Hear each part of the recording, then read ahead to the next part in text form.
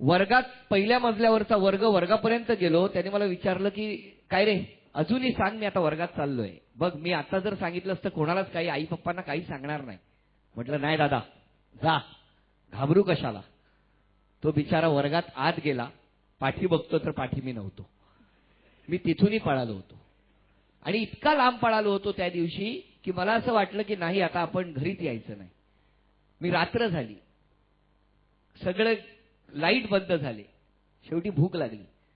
आत्महत्या करायला सुद्धा ना मला असं वाटतं की तो क्षण जर आयुष्यात एक क्षण असतो, तो जर आपण पुढे ढकलला ना तर पुढे खूप छान वातावरण आहे असं मला वाटतं. मी तो क्षण अभ्युदयनगरच्या कॉटन ग्रीनच्या स्टेशनवरती बसून होतो. त्यात मी कुठलंही फिक्शन नाही, खोटं नाही. मी बसलो होतो आणि म्हटलं की नाही बघूया, एक चान्स घ्यायला काय हरकत आहे, घरी जाऊया. जास्तीत जास्त काय दादाने सांगितलं असेल, आई पप्पा मारतील ओरडतील. मी घरी गेलो. मी घरी गेल्यानंतर लाईट लागला. माझे वडील समोर होते. मला कळतच नव्हतं काय करायचं. तर पप्पांनी सांगितलं अरे इतका वेळ बाहेर अभ्यास करत राहू नकोस रे, चल घरात. मला कळे ना हे काय. तिथून मी आत गेलो. पप्पा झोपले. जेवलो वगैरे झोपलो. दादा अभ्यास करत होता कारण तो प्रचंड ब्रिलियंट होता. मी त्याला विचारलं दादा काय सांगितलंस पप्पांना. ते बोलले मी त्यांना सांगितलं की तू रात्रीपर्यंत जो बाहेर आहेस तो जाऊन अभ्यास करत असतोस, कळलं. तेव्हा आता काही बोलू नको, शांत झोप. दादा गाढ झोपला होता. मी रात्रभर जागा होतो. कारण मला असं वाटलं की आयुष्यात माझ्यासाठी आज त्याने खोटं बोलला तो नकळत वडिलांकडे. आणि आजपर्यंत माझ्या वडिलांचं हे मोठेपण आहे की त्यांनी मला ते दाखवून दिलेलं नाहीये की त्यांना माहिती होतं की तेव्हा मी शाळेच्या बाहेर होतो. आणि त्या रात्रीनंतर नकळत आदेशने आत्महत्येचा विचार तर केलाच नाही, पण अधिकाधिक माझ्या घरच्यांना आनंद कसा देता येईल, किंबहुना मी त्यांच्या पोटी जन्माला आलो याचा त्यांना कसा अभिमान वाटेल, यासाठी प्रत्येक पावलावरती दक्ष राहिलो आणि मार्गस्थ झालो. याच्यात दोन भूमिका मला खूप महत्वाच्या वाटतात. एक म्हणजे माझा मोठा भाऊ, ज्याने खूप वेगळ्या पद्धतीने तो विषय हँडल केला, तसा हँडल करण्याची आज गरज आहे. एक माझे वडील की ज्यांनी आजपर्यंत मला हे दाखवून दिलं नाही कधी की तू आयुष्यात चूक केली होतीस आजपर्यंत. आणि एक तिसरा विद्यार्थी दशेत असलेला आदेश, ज्याने जबाबदारी ओळखली आणि ठरवलं की आयुष्यात तो क्षण जर आपण थोडासा पुढे सरकवू शकलो तर जास्त आनंदाने पुढचं जीवन जगू शकतो. तीनही टप्प्यावरती तिघांचंही या दृष्टीने बघितलं तर माझ्या मते मुलांच्या आत्महत्या होणारच नाहीत. आम्ही काही घरात आत्महत्या जे झाले तिथे आम्ही जाऊन सायकोलॉजिकल ऑटोप्सी केली. म्हणजे का झालं त्याचं मागे कारण खरं सांगायचं असेल तर आत्ता का होतं ह्याचं कारण मला माहीत नाही. ऑटोप्सीमध्ये आम्हाला 3 गोष्टी लक्षात आल्या. एक तर अत्यंत अचानक भीती वाटणं. आज हिंदीचा टेस्ट पेपर मिळणार आणि मला 20 पैकी 2 मिळाला, आता मी काय करू. अचानक अत्यंत भीती वाटणं. म्हणजे आपला रोल काय तिथे, रोज सांगायचा अभ्यास कर, नो प्रॉब्लेम, पण जे काय तुला मार्क्स मिळतो तो चांगला आहे. ही गोष्टी वारंवार मुलांना सांगणं, कारण हा मार्क्स तुझं तालीम नाही. दिस इज नॉट युअर टॅलेंट. 38% हे बघा, 38%. हा ना विचारत पण नाही. ही सांगण्याची ताकद. मी मार्क्सला जन्म दिलेला नाही, मी मुलाला जन्म दिलेला आहे. तुझं नाव काय आहे, अनिल, सुनील, नीता, सुनीता. तुझं मार्क्स हा माझा इम्पॉर्टन्स नाही. मुलं जेव्हा घरी येताना तुम्ही काय करता, त्याचा बॅगवर हात लावता की त्याचा बटनवर हात लावता. बॅगवर. का, आज होमवर्क काय दिलास, काय मार्क्स मिळाला की तुला, ते झालं होती नीट टेस्ट मॅथ्स मध्ये मिळालं का, बटनवर हात लावा. SSC board, ICSC board, CBSE board, TBSE board मुलांना तपास आणि टेस्ट करू शकत नाही. They can not tap and test your talents. That's one of the most important भीती. नंबर 2 म्हणजे कितीही चांगलं घर असो, मनाचा फ्रॅक्चर होऊ शकतो.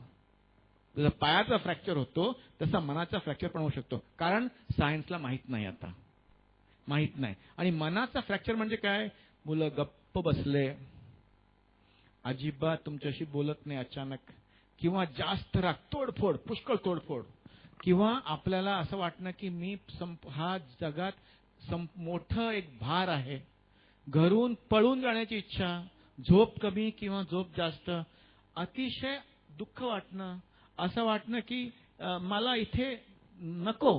तेव्हा आम्ही दोन चुका करतो. काय? हिंदुस्थानाची मंडळी, ह्याचं मूलभूत कारण काय? त्याच्यात मूल पण नाही, भूत पण नाही.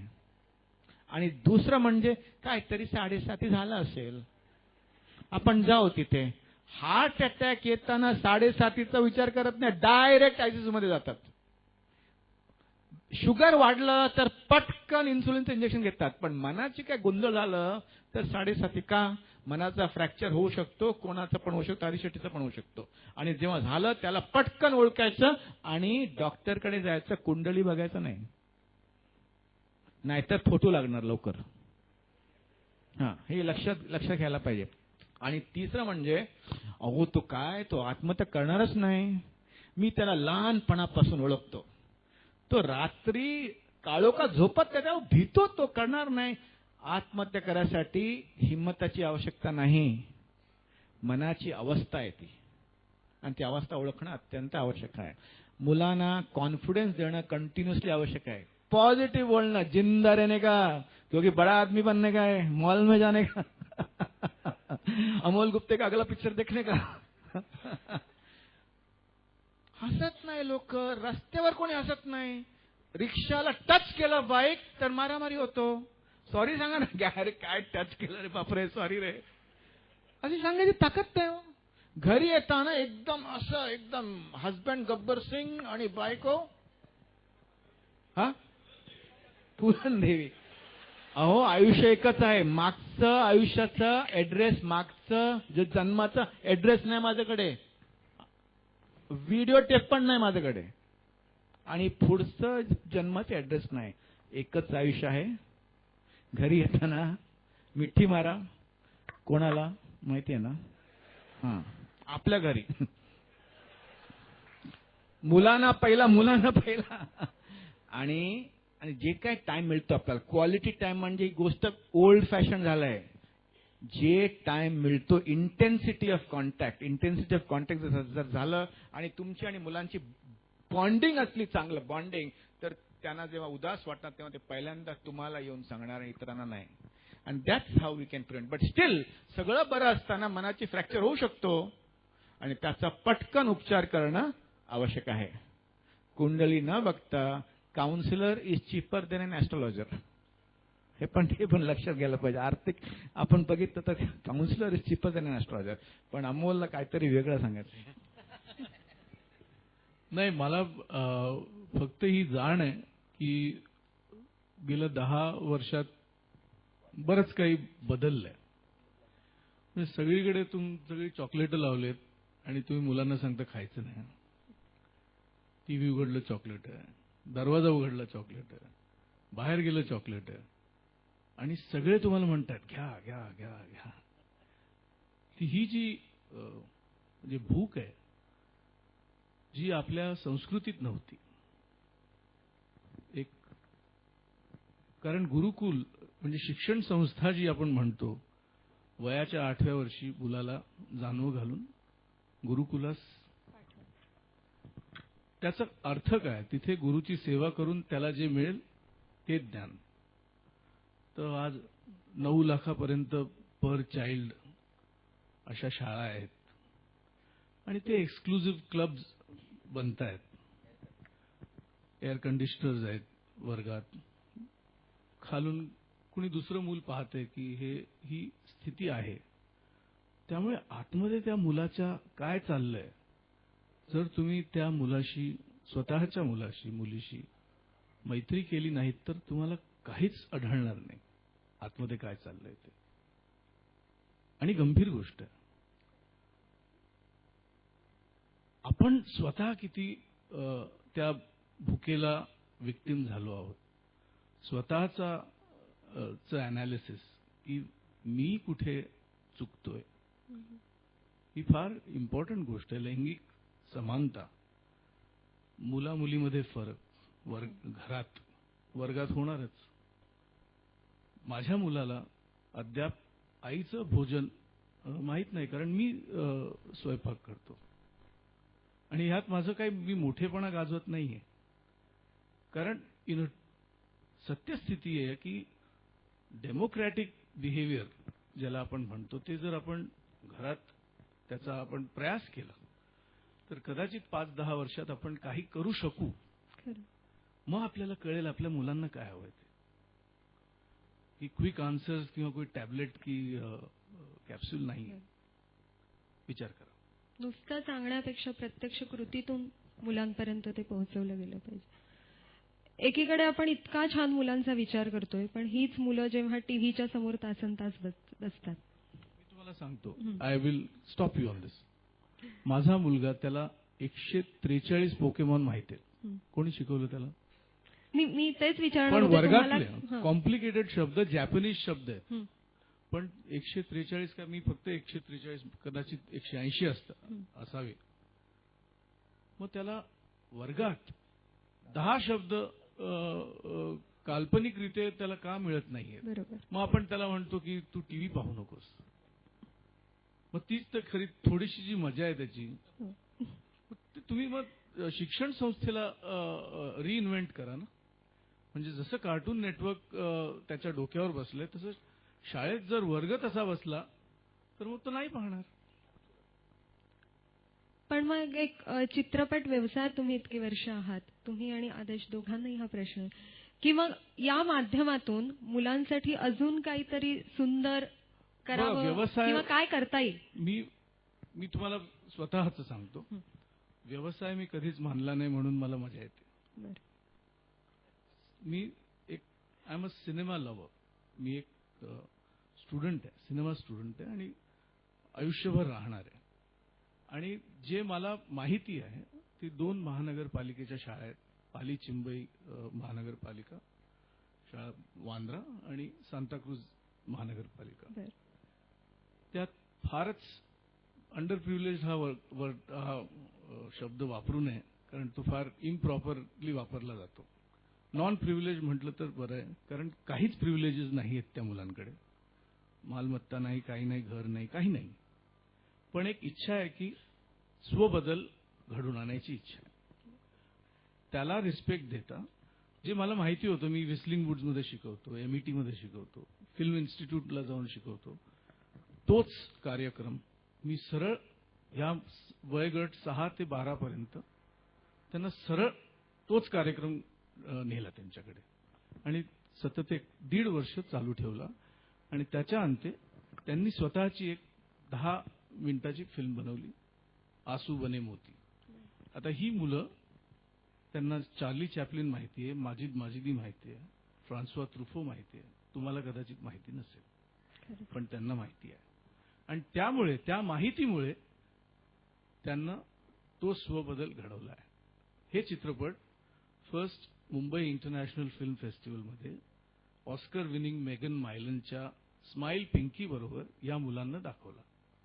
आणि मेगन मायलन बरोबर हे 6 ते 12 जे चिंटी कंपनी आहे, वरती डायरेक्टर आणि ऍक्टर म्हणून आले आणि उत्तरं द्यायला लागले. ही मोठी गोष्ट आहे. त्यामुळे मग तुमच्या कार्यक्रमात, तुमच्या पाठ्यक्रमात आर्ट तुम्ही का काढून टाकलं? तुम्ही पालक वर्गांना काय सांगताय की आर्ट इज नॉट इम्पॉर्टंट.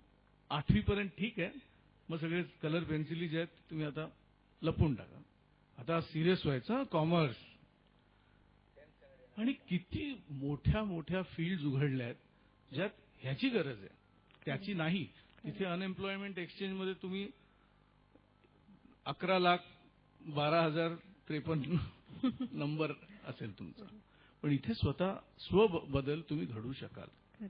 आणि मुलांच्या ज्या सेल्फ एस्टीम्स आहेत, सेल्फ कॉन्फिडन्स जिथे म्हणतात, त्या जोपासायला हव्यात, त्या वाढवायची आपल्याला गरज नाहीये. ते असतं तिथे, फक्त तुम्ही त्याला हलवू नका, ही इच्छा आहे. कमलाकर भागवतांचं उदाहरण आपल्यासमोर आहे की महापालिकेच्या शाळांमध्ये त्यांनी मुलं तयार केली गाण्याच्या माध्यमातून. आज सुरुवातीला आपण जे गाणं ऐकत होतात, कौशल इनामदारांनी स्वरबद्ध केलेलं, हे सुद्धा अशाच महापालिकेच्या शाळांमधली मुलं गायलेली आहेत. तर हा जो कलेचा फार मोठा प्रभाव मुलांवर चांगल्या पद्धतीने होऊ शकतो, पण अशी कला शाळांमधून आता खरंच मिळते का मुलांना, किंवा तेवढा वाव मिळतोय का? हे बघा, हे अमोलने जे काही सांगितलं, कला म्हणजे फक्त ड्रॉइंग नाही. तुम्ही लक्षात घ्या, science is also an art, language is also an art. Poetry तुम्ही जेव्हा शिकवतात तेव्हा तुम्हाला ते संपूर्ण पोएम आत्मसात होतो का? सांगण्याचं तात्पर्य असं आहे की फिजिक्स लॅबमध्ये ओल्ड शिक्षक जाऊन आज बसला तर तो काही करू शकत नाही, कारण फिजिक्स चेंज झालंय. पण टीचिंग काही चेंज झालं नाही. मी नेमकं शिक्षकांना विचारतो, तुमचं कॉम्पिटिशन कुठे आहे? कॉम्पिटिशन असं काय नाही, आमचे ते 3 क्रिएटिव्ह टीचर्स आहेत. 3 क्रिएटिव्ह म्हणजे काय? सगळे टीचर्स क्रिएटिव्ह असतात हो. Your competition is with the jingle on the TV. माझ्या मुलांनी पोकीमोन कार्ड्स बनवून विकलंय. हा, तर competition is the jingle on the TV. Jingle is your आदर्श. जेव्हा आणि मातानं जिथे ते पालक वर्ग आहेत त्यांचं कॉम्पिटिशन कुठे आहे? त्यांना कुठे शिकलं पाहिजे? एका गुजराती साडी शॉपमध्ये जेव्हा तो साडी दाखवतो, हसत हसत दाखवतो, तुम्ही म्हणता मला नको, नाही पाहिजे, काय हरकत नाही, तुम्ही पुढे या, तरी पण त्यांना काही फ्रस्ट्रेशन होत नाही. असंच आपण जर बघितलं बाहेर आणि आपलं शिक्षणाचं पद्धत आणि घरी आपण जेव्हा मुलाबरोबर वावरतो त्या पद्धतीमध्ये हसणं आणि मुलावर विश्वास ठेवणं की तो काहीतरी आपल्याला नवीन शिकवणार. मुलगा कारण तो अनबाउंडेड आहे, त्याला काही बंधनच नाही, त्याच्यामध्ये क्रिएटिव्हिटी आहे. आता शाळेत जेव्हा आम्ही जातो तेव्हा शिक्षकांना जेव्हा आम्ही सांगतो तुम्ही इनोव्हेट करा, ते घाबरतात. इनोव्हेशन म्हणजे काय? अरे बापरे, आपले काय करायचंच नसते. इम्प्रुव्हाइज करा, ते करतात. इम्प्रुव्हायझेशन हा एक एफर्ट असते. Innovation is an interpretation. प्रत्येक शिक्षकांना किंवा प्रत्येक पालकांना असं मनात घेतलं पाहिजे की उद्या ही भेंडी जी आहे ना, भेंडी मी तसं बनवणार नाही, काहीतरी वेगळं करणार, काहीतरी वेगळं करणार. असं करत करत जर मुलांना सरप्राईज ही सिस्टम समोर आलं तर मुलं चॅलेंज होणार, आपोआप त्यांचा आत्मविश्वास टिकणार. नाहीतर घरी आई जेव्हा काहीतरी म्हणते तेव्हा बाबांना माहिती आहे ती काय बोलणार आहे, ते उत्तर देतात. म्हणजे एक्सपेक्टेड क्वेश्चन आणि expected reply. Surprise has been killed in a globalized world. ही जे एलिमेंट आपण शाळेत किंवा घरी आपण आणलंय तर I think there will be so much change. Jingle बघून मी म्हणतो सगळे पालकांना आणि शिक्षकांना टीव्ही बघितलं पाहिजे, ऍडव्हर्टिजमेंट बघितलं पाहिजे, किती चांगल्या रीतीने कॉन्सेप्ट पट करून जातो. तसंच आपण जर आपण चेंज केलं तर मला वाटतं पुष्कळ चेंज होणार. असं आदेश, तुम्ही आज पालक म्हणून इथे आलेला आहात, तर एक सेलिब्रिटी पालक आहातच, आणि आता जसं डॉक्टर म्हणाले तसं पालकाची भूमिका, तर किती तुम्ही तुमच्या मुलाला त्रास देता? सगळ्यात महत्वाची गोष्ट म्हणजे मी त्रास देतच नाही.